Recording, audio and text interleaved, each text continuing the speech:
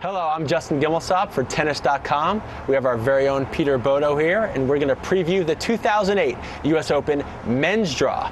Well, Peter, after that great Wimbledon final, who is the best player in the world? Well, for my money, and I think for the money of a lot of other people, it's Rafael Nadal. Look, let's face it, the ATP rankings, they're a very good system for creating a sense of who's playing well over the span of a given year.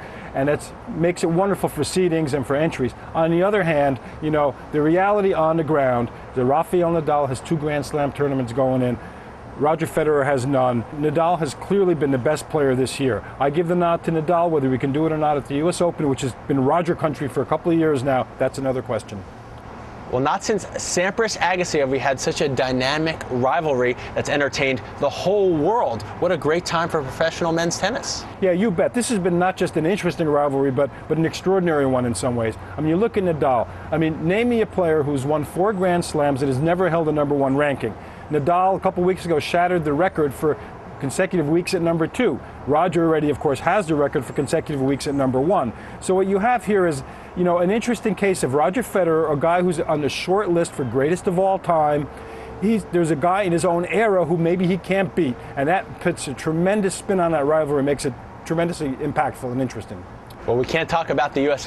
Open without talking about the Americans' impact at the U.S. Open. Do we have a legitimate contender for the U.S. Open crown this year? Well, of course, come August in New York, everyone looks to Andy Roddick. He's really carried the flag. He's borne all the weight on his shoulders for a pretty long time now. Andy has actually played, reasonably well this summer, but, he's kind of level. He's in there. Beyond that, you're looking at James Blake. It's time for James Blake to really, step up and win one of these big matches, get through one of these 5-set wars, punch through, get to a Grand Slam semi. Who knows what happens after that?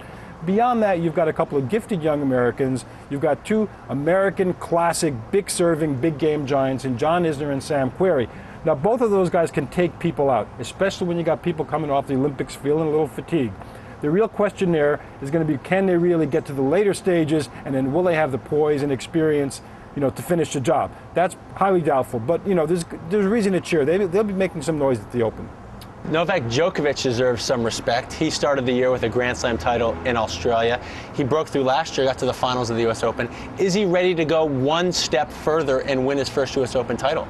Well, yeah, I think Novak is more than ready to accomplish that. The question, of course, is will he? What he did last year at the Open, that was his coming out really as a top hardcore player and a top player in the world.